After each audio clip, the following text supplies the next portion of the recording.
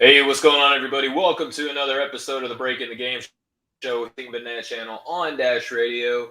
I'm Stephen Gillespie, and ladies and gentlemen, we are at the last tier of our NBA player tier rankings. We have gone all the way from tier 4 to now tier 1. We have gone through the super starters to the demi stars to the stars, and now we are closing out the segment with our MVPs. We have a shorter list of players that we're going to be discussing because, as I explained, we go from a lower tier to a higher tier. You have more players to less players. I hold these players in higher standards because I expect nothing but great things out of these guys.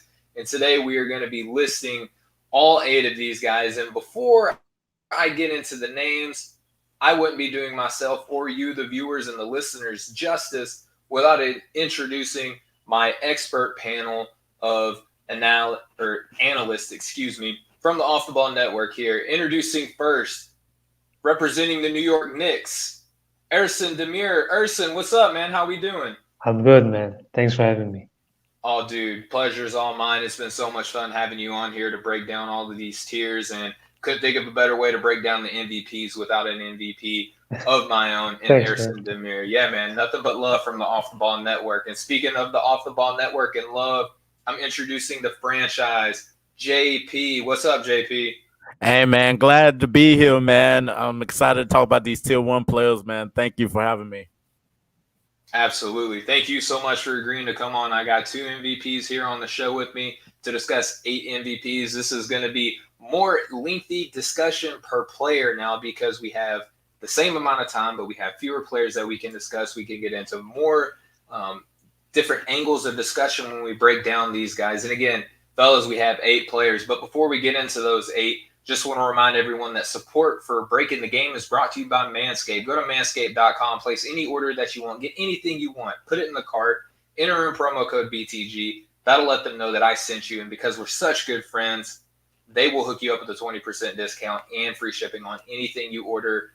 With a special going on it or not, add even more savings to what you want from manscaped.com, and we'll win big together. So, gentlemen, before we introduce the 8 players, just what has your experience been going over these player tiers with me here on Breaking the Game? JP, what do you think, man?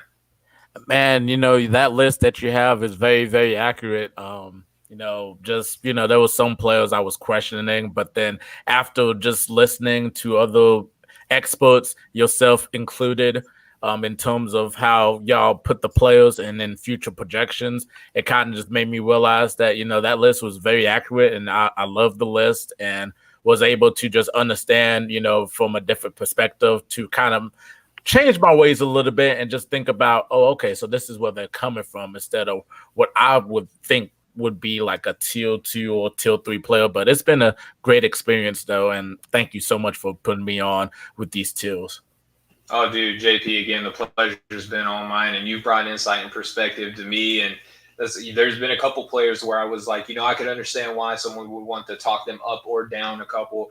And Erison, the same thing with you, man. I know that you've talked up and down a couple players in comparison to the list, but overall, what have you thought about being on this segment? I really like the list, man.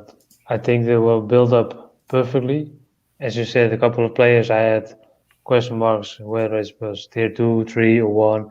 But overall, I think JP hit it right on the spot, because opening insights from others gives you an idea from, okay, that's a way to look at it as well, rather than to have your own opinion on it. So it's a good experience, and I think tier one will be even better. Oh yeah, absolutely, and that's what it's all about, And I would be lying if I said that I didn't learn anything along the way either. This isn't me coming on and saying like, "Hey guys, this is the way that the NBA runs," and y'all are just like, "Oh, okay, Steven." Like y'all have definitely shared and made me think and ponder about things, and that's what the Off the Ball Network has really done for me individually. Is like I gain a lot of understanding and insight on things that normally I wouldn't have gained if I stayed inside my echo chamber and just listened to everyone who thought the exact same way as me. So this has been a fun experience for me as well. But gentlemen, let's dive right into it. We got 8 players. I feel like we can just go down the list one by one, and we can each give our little insight on what we think about them being a tier 1 player, gentlemen. So let's start from the list that we have in front of us. Number 1, Kevin Durant. Now, this is a guy that come back from serious injury, a couple of them, as an NBA champion with the Golden State Warriors, and left to join the Brooklyn Nets with his buddy, Kyrie Irving and former teammate now, James Harden. And they have basically everything to lose, right? Like they have high expectations. They have a coaching staff that is serious about winning.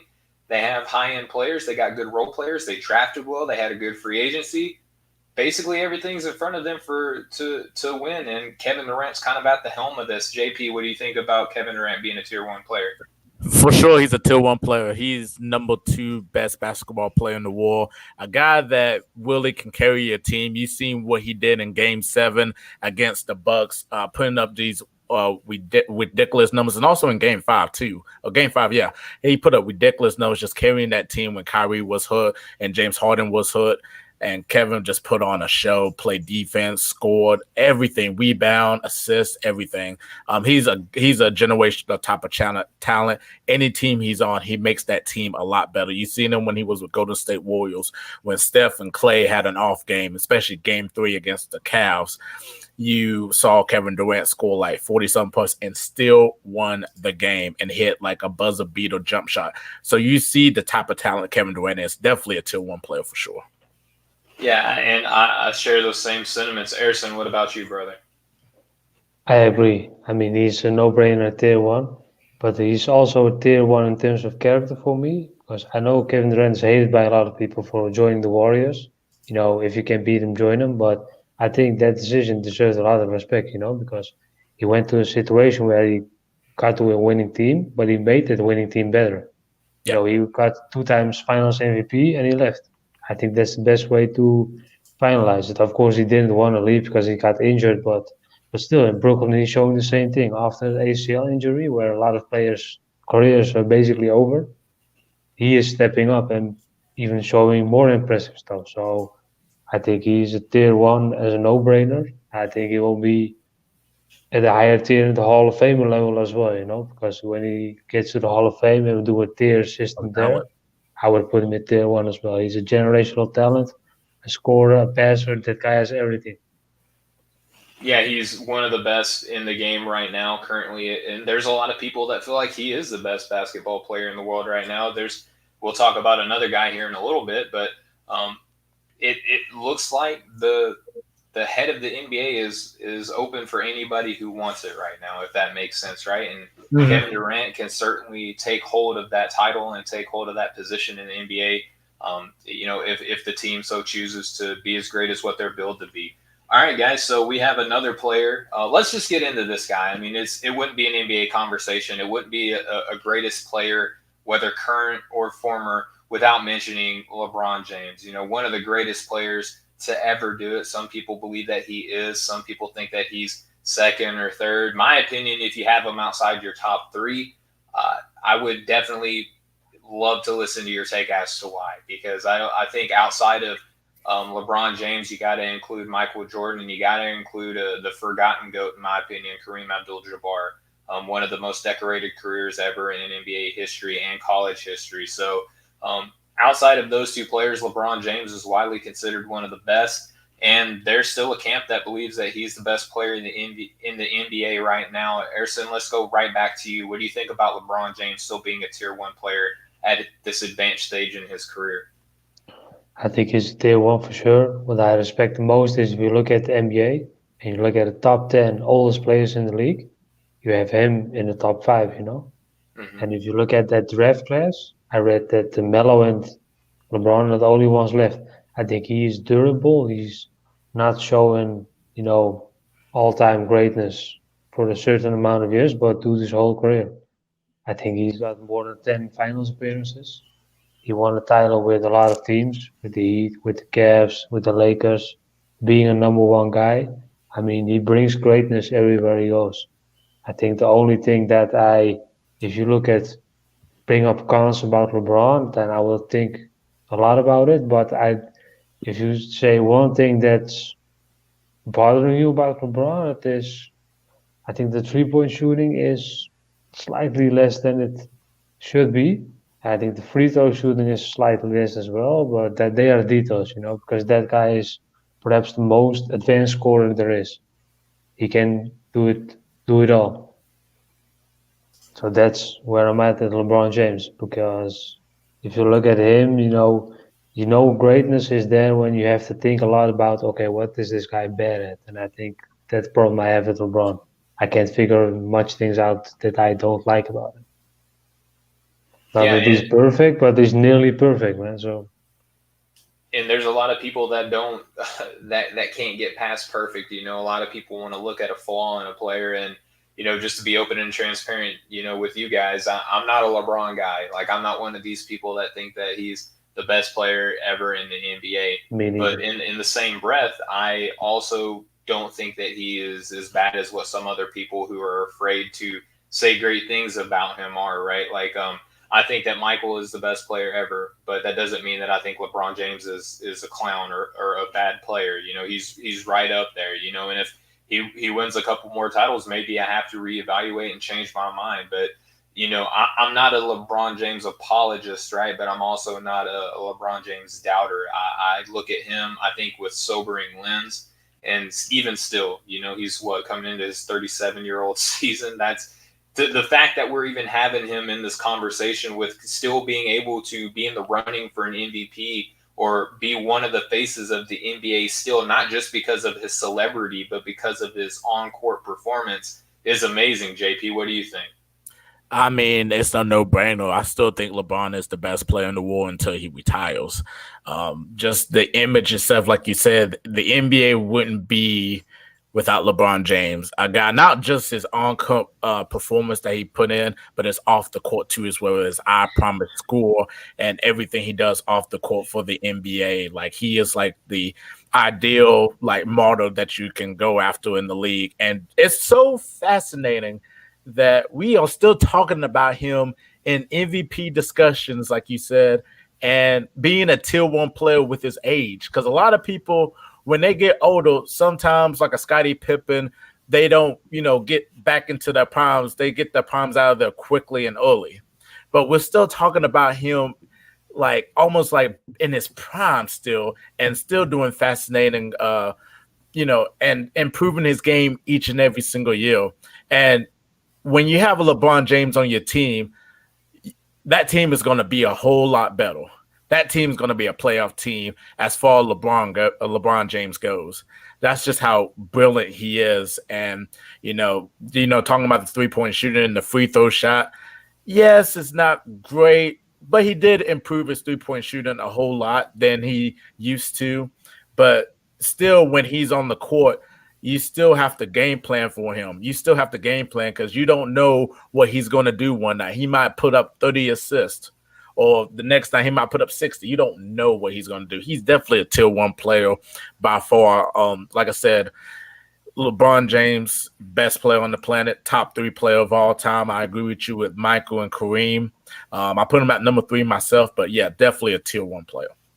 Yeah, and this is one of the things where it's going to be interesting this season moving forward, because this is the second substantial injury that LeBron James has suffered. Yep. We know that he's getting older, and the timing between injuries is a lot shorter than it used to be. It used to be LeBron James would get hurt one season, then a couple years later, nothing big happened.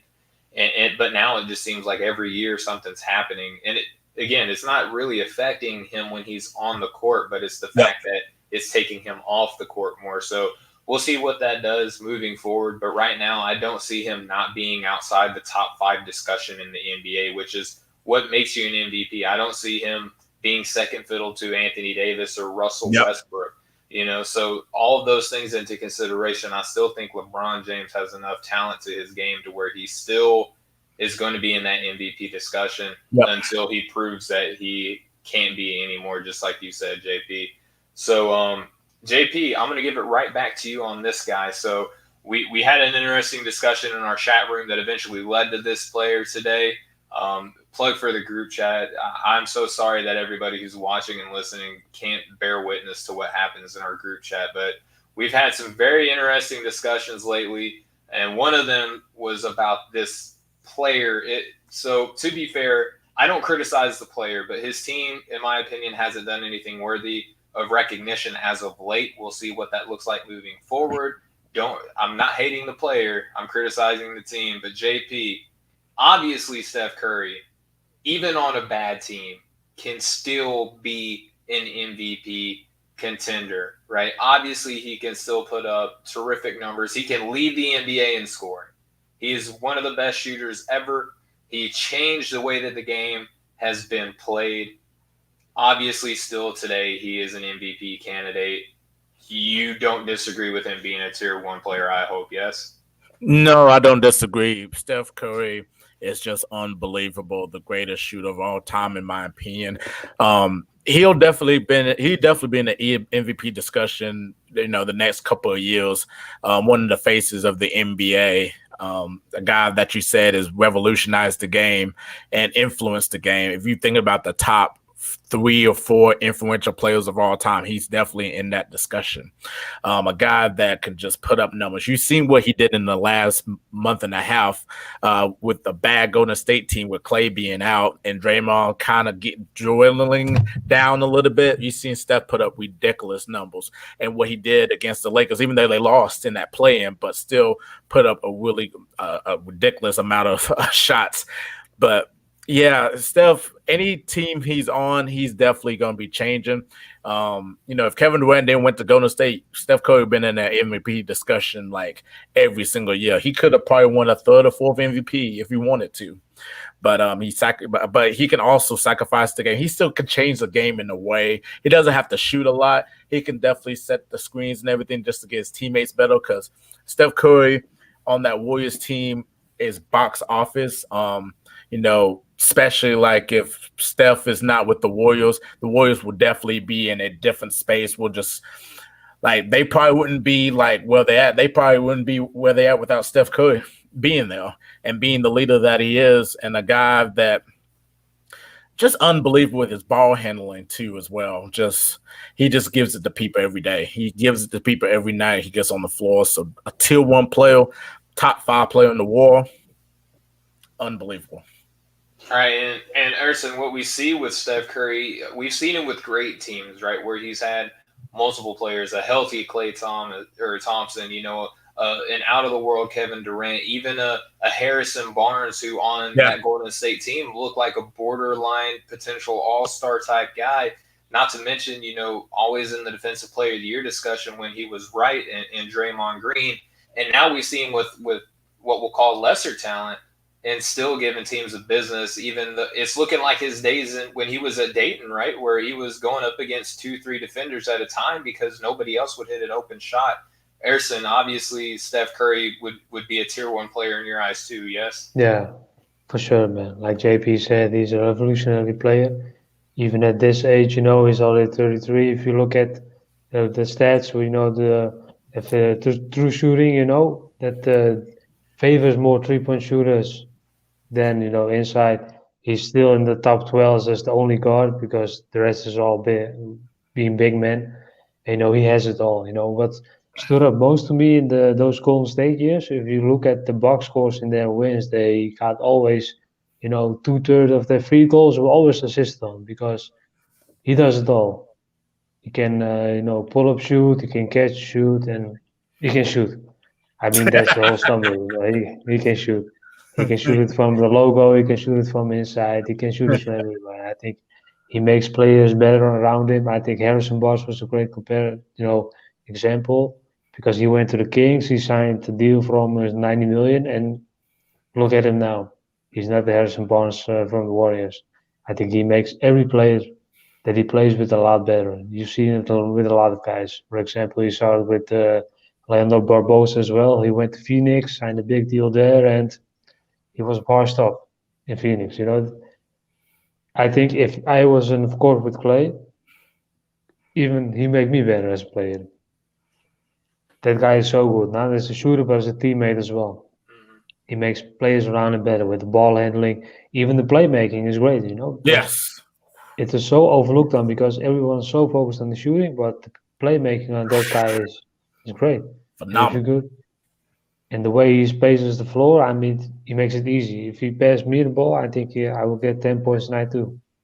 That's how good he is. As a whole Warriors team, but it's mostly on him. People say the Splash Brothers, but if you ask me where did you put Klay Thompson in the tier, I have him forever stuck at tier 2. He'll never be a tier 1 guy because without Steph, Klay Thompson would be not an average shooting guard. He would be a star, but not a tier 1 guy. Yeah, absolutely. And just correction to something I put out earlier, I said that Steph Curry played at Dayton. I meant Davidson. Is great catch by your part, JP. Thank you for correcting me on that. But Steph Curry, he just has so much gravity. An interesting fact about Steph is that he actually led the NBA in steals one season too. That really doesn't ever get talked about. But now steals isn't the indicator of a great defender anymore. So you can kind of pick that apart because I believe James Harden has done that once or twice as well. So moving on from Steph Curry, Ersan, I want to give this to you. And reigning NBA champion right now, reigning Finals MVP, one of the most polarizing, unique, just all-around specimen in the NBA right now. Talking about the Greek freak, Giannis Antetokounmpo. What do you think? I mean, obviously he's kind of always flirted with the idea of being like, MVP and in this discussion. But I think even if we were to make like a micro tier within MVP, I think that he's in the upper part of this MVP tier now. I think that he just showed the world that this last year. What do you think about Giannis? I think the most impressive part is that he improves every year. And he hasn't even entered his prime yet because he's still very young. Mm-hmm. But he's improving every year. He won 2 times MVP, and everyone was saying in the playoffs he isn't there, but that's a normal thing, because he's in a situation where he got to a team that was rebuilding. 8 years later, he got it. And of course, in the playoffs, I have never seen a team, in the first playoff year win it all or get to the finals. And if they do, it's always due to, the opponent getting an injury, that kind of stuff, But Giannis has invested in himself, stayed loyal to the team, and even off the court, a player staying loyal like that to a small market team is also very rare nowadays. I think that gives him a lot of credit as well, because if you look at Giannis's game, he can put up numbers. But, he's even putting up numbers in a situation where it's all about the three-point shot. And he's not a great three-point shooter. But even then, he's still dominating. I think that's very special. I think if he keeps dominating and keeps shooting better, he will be not, put him at the number 1 forever, but he will take over LeBron's role in this league. That I'm sure. And they're wanting it seems like they want to hand it to almost anybody else except Giannis most seasons, right? Like we've seen Zion get this, almost the anointed one type discussion, but can't make the playoffs even though he has another all-star teammate in Brandon Ingram. But meanwhile, Giannis Antetokounmpo at the young age of 26, being the best player on his team. We talked about his other teammates, a star in Chris Middleton and a demi-star in Drew Holiday. I think that right now, if I'm structuring the tiers and I'm saying, your MVPs are your best players, your stars are your second best players, or you have 2 of them in order to be in contention, and then your demi-stars are your third best players. I think that the Milwaukee Bucks are kind of the model that I'm building this around almost, it feels like, right? Because you look at these guys, the roles are clearly defined, and that doesn't mean that on some nights that Chris Middleton isn't going to be the most important player on the Milwaukee Bucks or that Drew Holiday doesn't have an important role to his team. Everyone buys into what they are supposed to be doing on this Milwaukee team, and there's no question, even in Chris Middleton's mind, that this is Giannis's team, but Giannis empowers all the players around him. He is a diehard teammate. He listens to his coach. If you remember, JP, he caught a lot of flack when they played against the Miami Heat when they said, how come you didn't guard Jimmy Butler? He said, because my coach didn't tell me to. He got a lot of flack for that. And there was a lot of, well, if you're the best player, sometimes you got to throw away what the coach says. You have to do what is more important for your team. But now this season, listening to his coach, now Giannis and Coach Bud both have redemption for anything that happened prior to this year. They got criticism for not being the number 1 seed after they were consecutive number 1 seeds, but not doing anything in the playoffs. So it was almost a lose-lose situation. JP, Giannis, the ascent of Antetokounmpo. What else can we say about this guy? Man, definitely a tier 1 player, 2-time MVP. finally an NBA champion. One of those two guys that's knocking on LeBron's door of being the best player in the world. Kevin Durant be one of them. Giannis is knocking on that door. Also, he won Defensive Player of the Year too. In the same year, he won MVP. That's very rarely for a guy that does that. Michael Jordan did it in 1988. Hakeem Olajuwon did that in 1994. I don't think anyone else did that other than the two. Nope. I don't think so either. So, but Giannis, as much as we love to say, without Giannis, Chris Middleton and Drew Holiday can pick up the pieces and, the Bucks would be a good team. I think the Bucks are at a whole nother different level with Giannis being on the team. Giannis is definitely the number one guy. You've seen in the NBA Finals, he poured his heart out. That last game when he won the championship, I have never seen a player pour out as much as Giannis did, putting up 51 points, just unbelievable. And, everyone's going to criticize his skill set.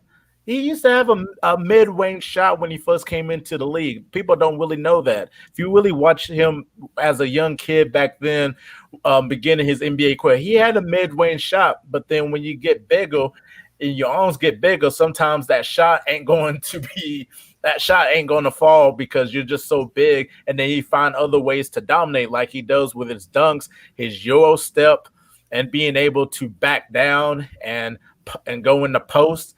So, I mean, you find different ways to be like a good player.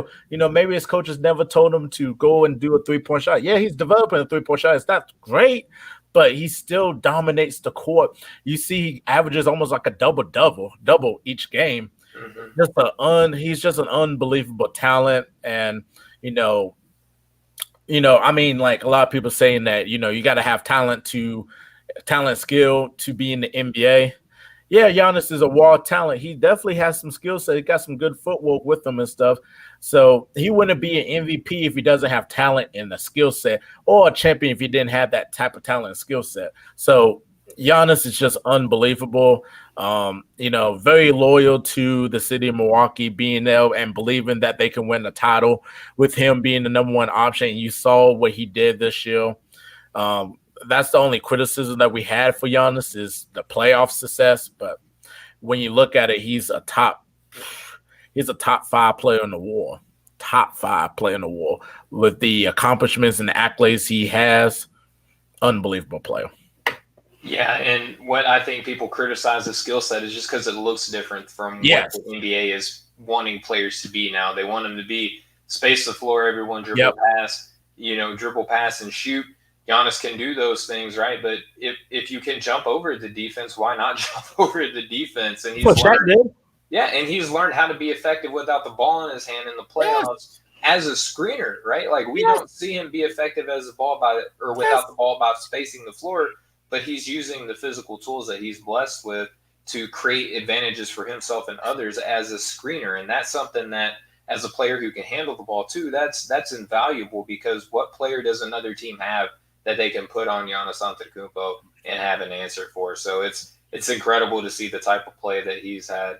I want to give it back to you, JP, with this guy, Nikola Jokic, right? The reigning MVP for the Denver Nuggets. And this is a guy also kind of similar to Giannis, right? That it seems that we don't want to acknowledge how great he is for some reason, right? Even in his MVP season, I was guilty of it as well. I'm going to throw myself under this bus. That, well, if this guy doesn't get hurt, they're the MVP. Or if this guy doesn't get hurt, they're the MVP. Well, guess what? Those players got hurt, and now Jokic is the MVP. You can't take it away from him. And it's not that he wasn't deserving. It's not that his team wasn't as good as those other players, or his numbers weren't as good.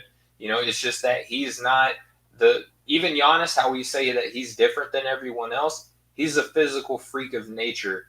Jokic is putting it out there for Team Dad Bod. Like he looks different than everyone else, and he almost looks like he's just a dad playing out there with his kids, So talk to me a little bit about Jokic and how great he is, and whether or not you agree that he's a tier 1 player in the NBA.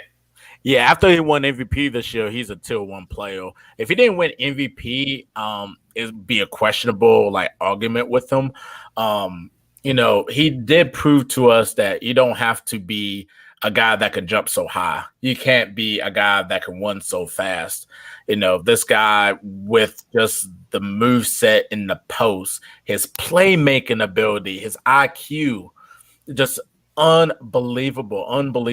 And Jamal Murray being out with that torn ACL, Jokic carried that team. And what was so fascinating about last season with Jokic, he never missed a game. He played all 72 games. All 72. They had a 72-game season for the people that's listening. They never played the 82-game schedule. They played 72 games, and he was healthy all season. Yeah, I mean, like the only thing with Jokic is the playoff success, but Giannis went through that same thing. LeBron went through the same thing. Kevin Durant went through the same thing. That's always is going to be though. It just depends because basketball is not an individual sport; it's a team sport. Mm-hmm. And Jokic on any team can help that team better because of his playmaking ability. He's the best center in the NBA by far.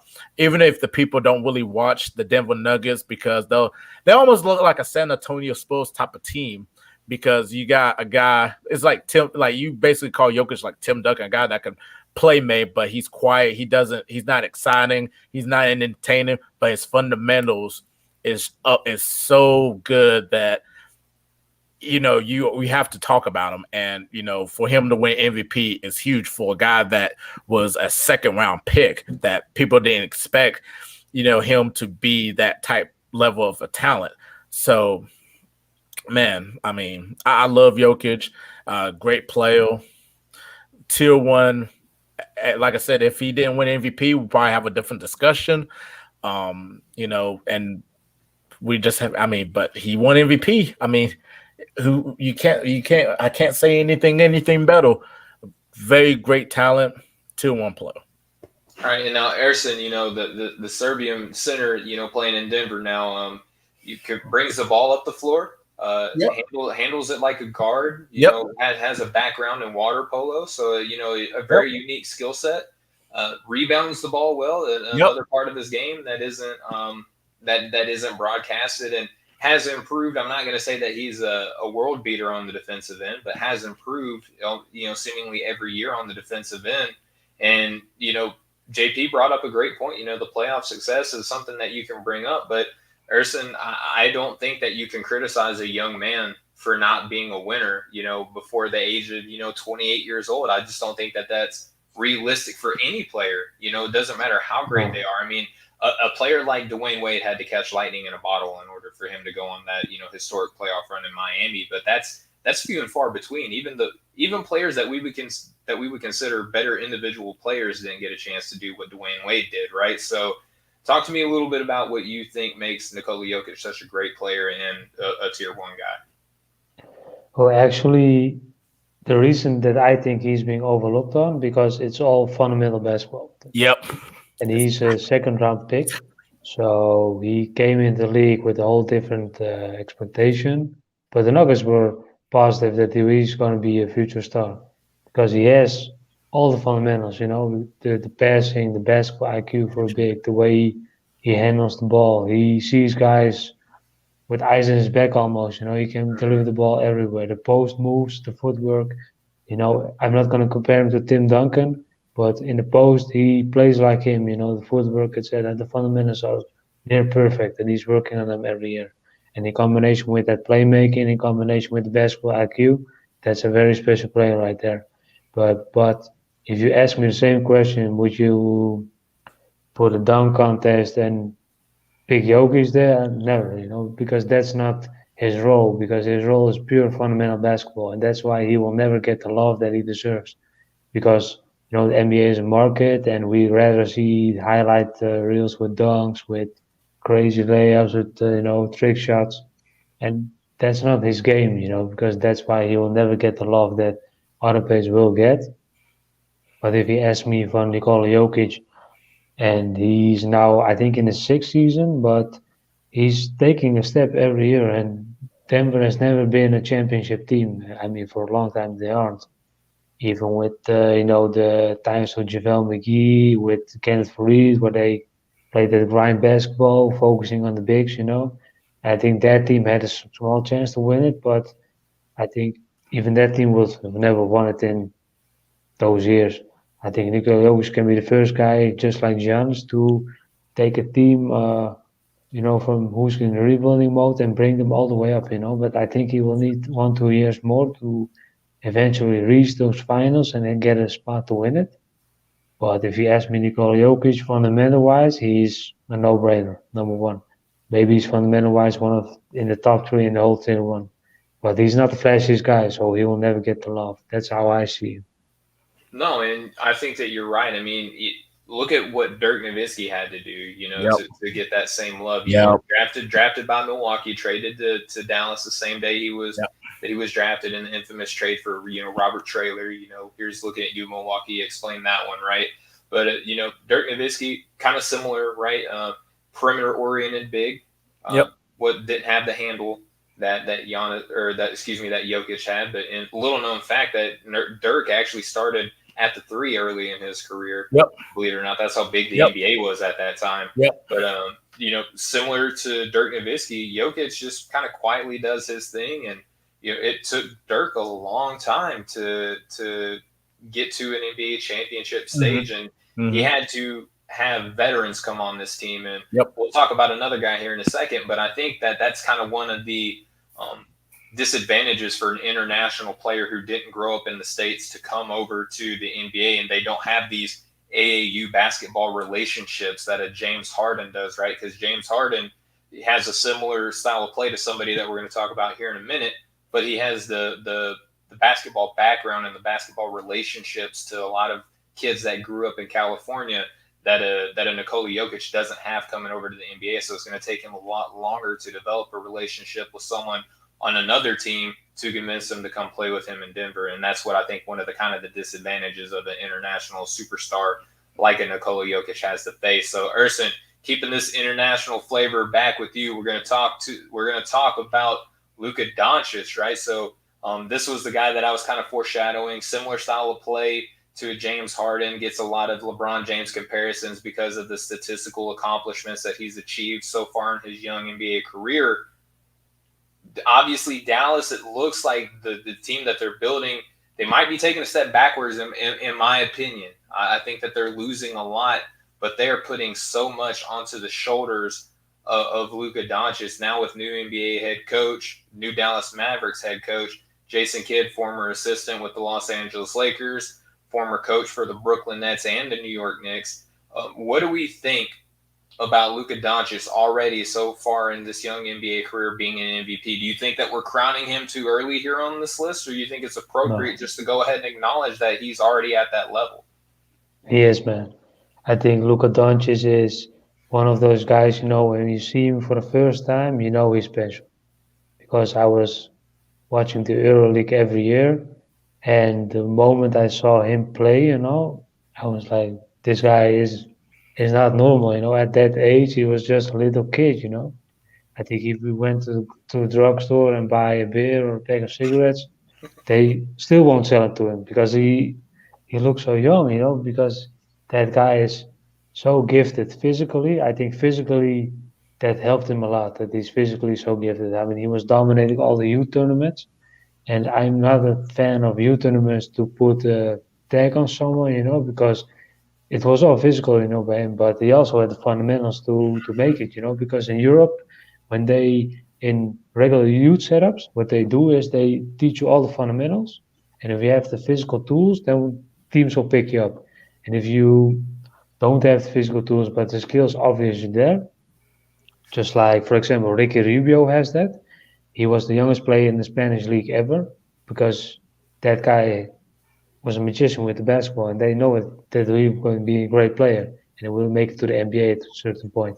I think Luka Doncic had that, because when Luka was younger, he was scouted by a lot of European teams with a good youth setup, but luckily he made a good decision to go to Spain, where he kind of, had a more promising life. So he would do the same thing, had his parents with him all the time. We grow up within Real Madrid as a little boy, because I think the biggest difference, and that's why I think Doncic wouldn't have made it this far if he went to the NCAA, is that in Europe it's all, a combination of The school factor is a little less, and they just focus everything on training, because if you look at his work ethic, it's obviously there, and the trust, because he's playing against pros, and I think that's been a key factor for him. If he kept playing it against guys of his own age, he would never make it this far.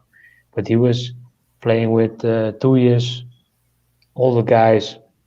He went to the pros. He was playing like guys twice his age, and he was dominating. He was schooling guys that are practically at the age of his dad, I think.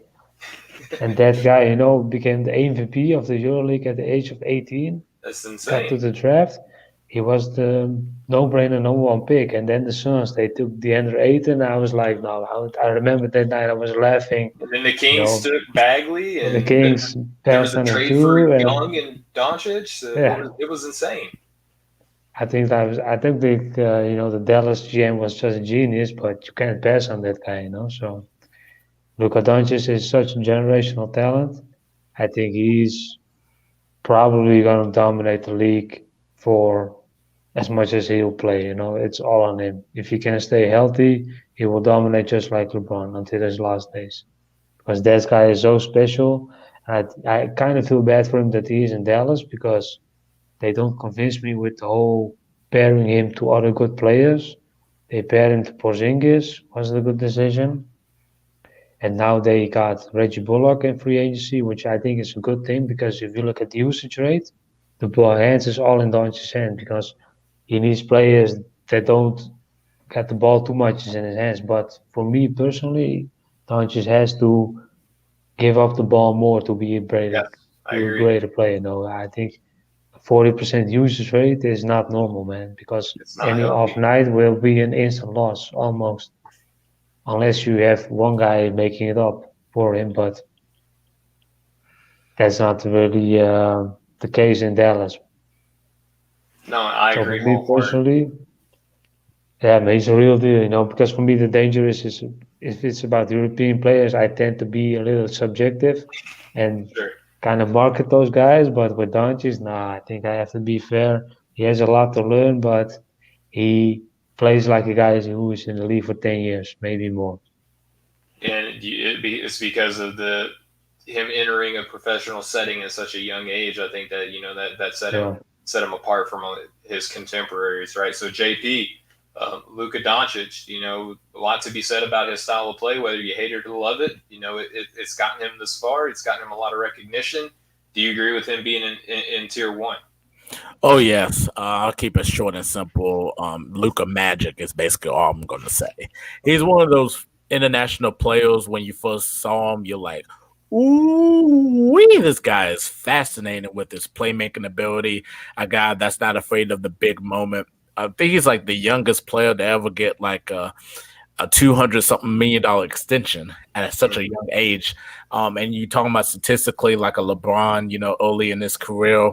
Luka has the tools, physically gifted, playing against the other pros in your league and winning your league MVP at such a young age. You could just tell that the potential is just unbelievable. And, if he stays healthy, he'll be in the MVP discussion every year. He'll have like probably 3 or 4 of them by the time his career was over with. That's how special Luka is. And hopefully, they'll be able to build around a team with some really good pieces so that he can compete for a championship. And he almost beat the whole Clippers team by himself. He almost did. And, Kawhi just came out in Game 7 and played, but he almost beat the Clipper team by himself the last 2 years. So that's how special Luka is. And we'll keep it that way. It's so short and simple. Sometimes basketball is just really simple. We don't have to, make things out to be different than what they actually are and than the way that we actually see it. All right. So, JP, I'm going to give you the 2-for-1 special here. We're going to talk about 2 guys in one segment, okay? We have and I think that this is fitting because on one hand we have, Joel Embiid from the Philadelphia 76ers who, he plays like he's disrespected. And then closing it out, Damian Lillard, it always feels like he's kind of the forgotten guy in the NBA, right? Like he plays well, probably better than some of the guys that are looked at ahead of him. And Luka Doncic even be one of those guys, right? As glowing as we can talk about Luka and how great he looks on the floor and how, Dallas doesn't do a great job building around him. The same argument could be made for Damian Lillard, right? I mean, I think that he had an All NBA first team season and a starter as an NBA All Star this season. Didn't get either of those things, right? So talking about him last year in the MVP discussion almost seems kind of fitting. So JP, what do you think about Joel Embiid and Damian Lillard as being tier 1 guys? Both of them definitely tier 1 guys. Joel Embiid, I think that was the best season he had last year. Finally being in the MVP discussion. We always talk about Embiid and how talented he is. If he stays in the post and does the footwork, he's a modern day Hakeem Olajuwon. I'm not comparing him to Hakeem. He's a modern day with his footwork and his style of play, and also has a 3-point shot and was being more aggressive. I always had him as a tier 2 each year, just because we really want him to see in the post, because he'd be in that MVP discussion every year if he just stays in the post.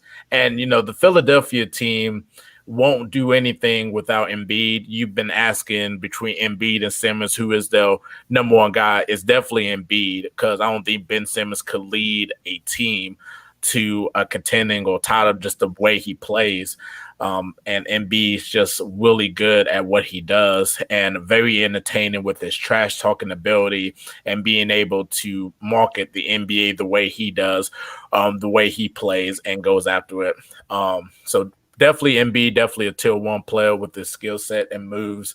Damian Lillard, he's so forgotten because he plays up in Portland.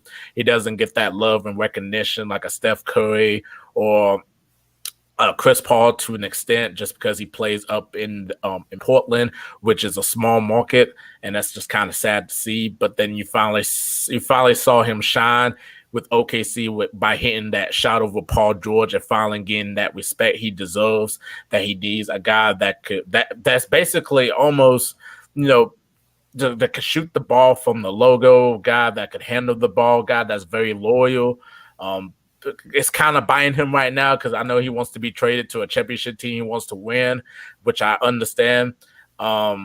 He definitely a tier 1 player. Definitely a tier 1 player. People are going to probably make an argument of him being a tier 2 player, but if he is a tier 2 player, he'd be right there at the top of it.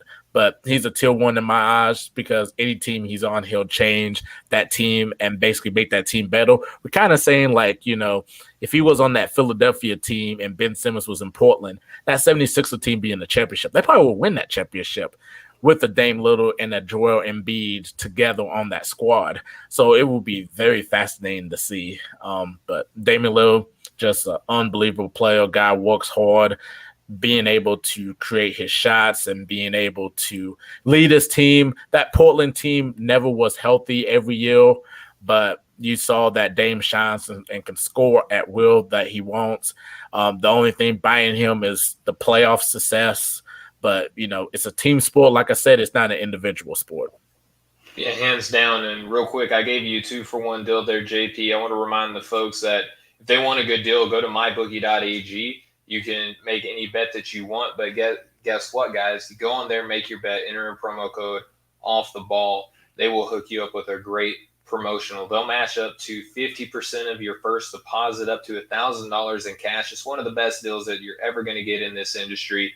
They have fast 48-hour turnaround so you can get your money, one of the highest credit card approval rates in the industry. Go over to mybookie.ag, enter in promo code off the ball, and let's win big together. So I gave JP the special deal. Erson, I want to give it right back to you. We got Joel Embiid and Damian Lillard. Do you agree that these guys are both tier 1 players?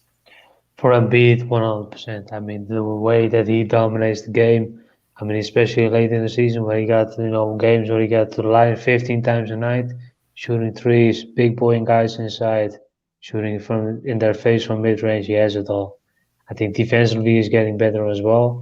And I think he's one of the guys that I will put in the Hall of Fame without him needing to win a ring, Just like, I don't want to compare him to Charles Barkley, but I think they will have a similar career path because I think Embiid, at this point, is not the guy that can win a championship as a number 1 guy, but he is a tier 1 nevertheless. And no doubt in my mind, even if he's 5 years later from now and he still hasn't won anything, neither got to the finals, he's still a tier 1 player for me because he has it all offensively and defensively. He's even getting better. So I think for Embiid, he's a tier 1. Damian Lillard, I have him as a tier 1 as well, but he's the only guy on the list that I will have doubts with being a tier 1 and a tier 2.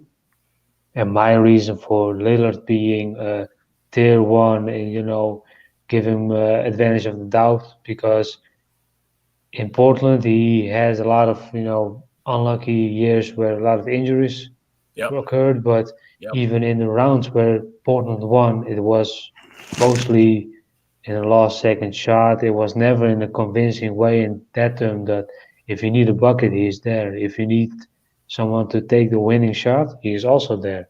So he's a real leader. He's really, loyal to Portland. I don't think he will even want to be traded even that the media kind of put it in that way, but he wants to retire in Portland. I think I'm really convinced that he does. And he wants to win a championship. Look, I think that guy is so loyal that he will refuse to play as a number 2. And the only reason I have him in tier 2 because he, in a game of which is dominated by point guards, he isn't in a position to win. Because I don't think that Damian Lillard is ever going to win a championship in Portland as the number 1 guy on the team. Unless he brings someone there that can lead the team for him. And that's the only argument I have for putting him in tier 2. But, talent-wise and Damian Lillard's impact on the game, he's a tier 1 player. Okay, and that's fair. The thing that I love about Lillard is that no matter who his second option is, any given night, no matter how deep or how thin this team is in their rotation, they're always in the middle of the Western Conference, and it's solely because of the play of Damian Lillard. It doesn't matter if they had a Carmelo Anthony or Robert Covington out there that night. It doesn't matter if CJ McCollum is fully healthy or is playing with a broken back. Damian Lillard is going to put the Portland Trailblazers in a winning position. And Ersin, I love the point that you bring up of the fact that it's never really convincing, but I think there's a lot to be said. We give other players kind of this benefit of the doubt, and it's probably because Damian Lillard hasn't won on a huge level, even though he's made one Western Conference Finals on a very downtrodden, less fortunate Portland Trailblazers team, is that he hasn't won as much, so therefore he doesn't get as much of the benefit of the doubt. But I say Portland is kind of in its own weird little category. Like, you would argue that he's the only star player that they've ever had that didn't really ever get hurt. And he's kind of the only one that's been able to kind of break that curse. Really, it's kind of only limited to big men if you think about it. But anyway, gentlemen, that was that rounds out the list of the top 8 players in the NBA. And I feel like we did a great job covering those and giving adequate analysis, both good and for better for worse, for either one of these players. So I just want to say thank you, gentlemen, so much for accompanying me on this journey, breaking down the top tiers of the NBA. Before we get out of here, JP, I just wanted to turn the floor over to you just to kind of let the viewers and the listeners know where they can follow you and your work and maybe some of the projects that you have coming down the line. Yes, follow me on YouTube, Off the Ball Network. I just put up 4 new videos today regarding my opinion on the NBA opening night, Christmas games, Joel Embiid's contract extension. Congratulations, Joel Embiid, by the way, and Tim Tebow released by the Jaguars. So you can catch me on YouTube. You can catch me on the NBA 2K League post-game show on Dash Radio and Nothing But Net Radio. This Thursday with the ticket tournament that we're doing, and also we're covering the playoffs next week.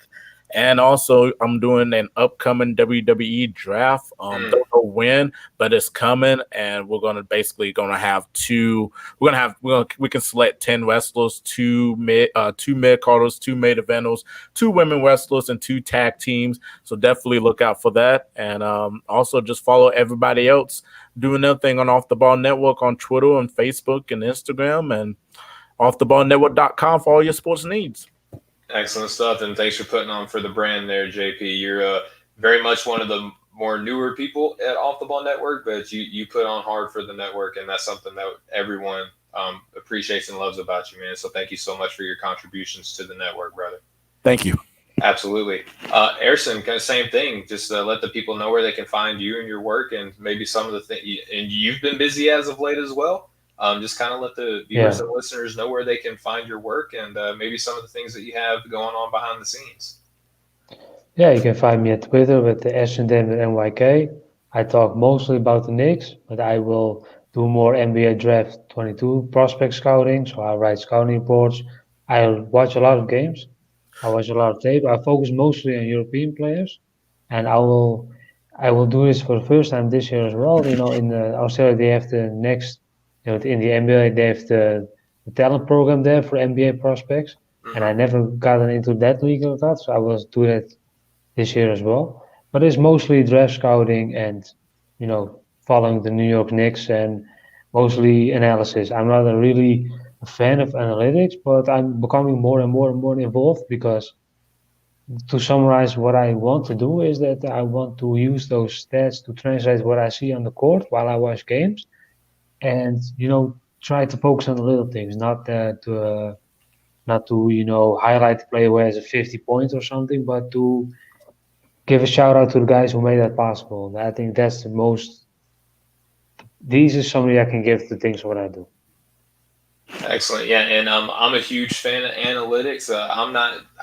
I don't subscribe to the notion that they're the end all be all. Right. I think that they're just a piece of the pie. And if you want to make Yeah, as in depth and informed and educated as an opinion as you can't reject any information. Right. You have to at least take it on board. sure. And what you do with it after that, that's up to you, right? And I love analytics. I subscribe to Synergy. I have a Synergy subscription. Love cleaning the glass is another one that I enjoy as well. So a bunch of different sites that I subscribe to, and you're speaking to my heart, Erson, with the analytics breakdown and the scouting.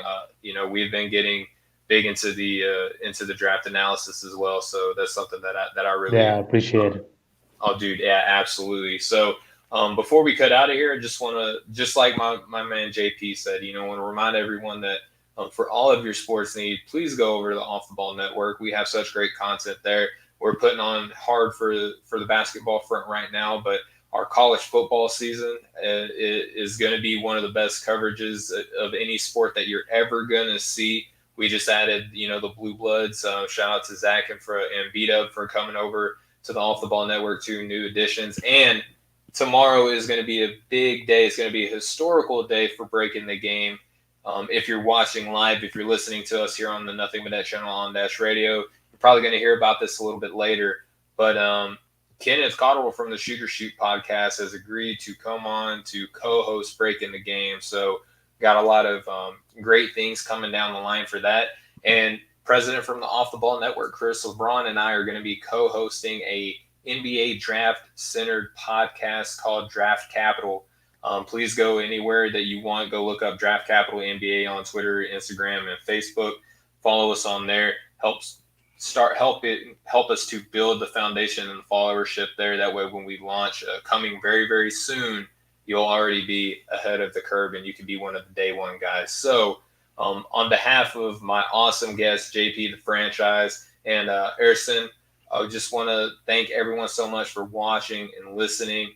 Thank you so much for coming over to Nothing But That channel on Dash Radio. Stay tuned because good friend of the show, Vice President of the network, Mel Murphy, is going to follow me up here on Up in Flames. Following him, Chris LeBron from the Off the Ball Show is going to be following him. And then later tonight at 8 p.m., the Hoopers are going to be here to round out Off the Ball Mondays, your new favorite day in sports talk. So on behalf of all of us here, on behalf of the Nothing But Net channel on Dash Radio, this has been Breaking the Game. We'll catch up with y'all next time. Much love, everybody.